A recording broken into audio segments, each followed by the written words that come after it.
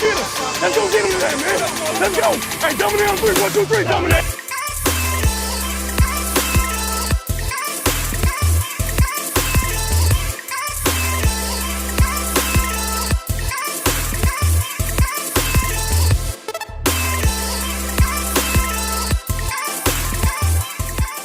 But now let's flip it over to the other side. Brock Purdy obviously had struggles in the first half, but the 49ers defense, they also were a bit up and down. Charvarius Ward, DK Metcalf, a well-anticipated matchup. And Charvarius Ward, well, he kind of got the brunt of the stick in this one. Gave up 6 catches for 98 yards.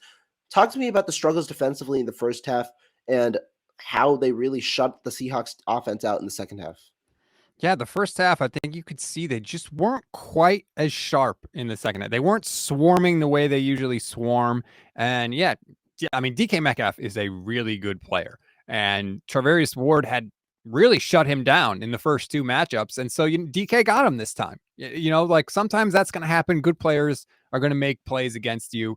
And the thing with the Niners, though, they don't panic ever. You never get the sense that they are freaking out. Right. That I think just comes from all the playoff experience that they have had. And the other thing too, and this is sort of weird, but it's true. If you go back and look, this Niners defense can give up monster games to wide receivers, and it doesn't really seem to matter. They still blow people out. Cooper Kupp roasts the 49ers every time they play the Rams, yet the Niners always crush the Rams. Devontae Adams always goes off against the 49ers. Niners can beat the Packers when he was there and beat the Raiders with Devontae Adams going off. And we saw it again this weekend, right? DK Metcalf has a fantastic game, absolutely great game, and yet the Niners blow the Seahawks out. It's really weird how it happens, but it doesn't really seem to be an issue for them.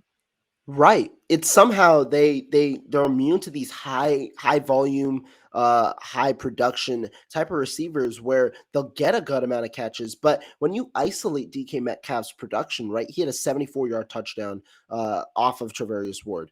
And apart from that, he has 62 yards and he has 9 catches. Under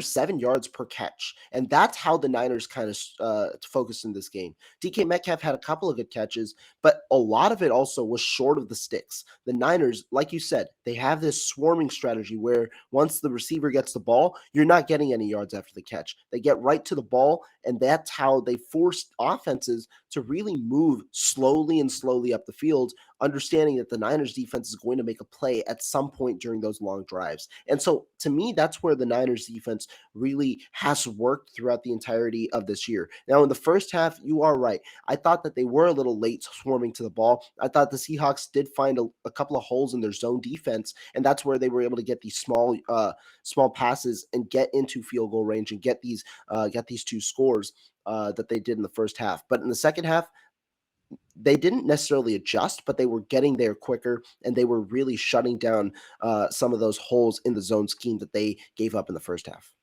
Yeah, and even the first half, when you look at it, like they had the one drive, right? 14 plays, 78 yards. And then they had the one play, right? The 50-yard pass to DK Metcalf.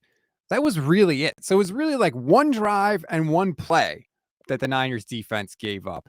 And so it's just, we've become accustomed to them just dominating everybody. So when the other team scores a touchdown or 2, we're like, whoa, what's going on? Like, no, exactly. Most teams around the league give up many touchdowns during a game. So I think we are kind of spoiled a little bit. But look, we saw in the second half when they play to their potential, and I think this goes for the whole Niner team. If you told me we're going to get every team's best game, the Niners are going to the Super Bowl. Because when the Niners play their absolute best, I don't think there's a team in the NFC that can beat them. And that's fair.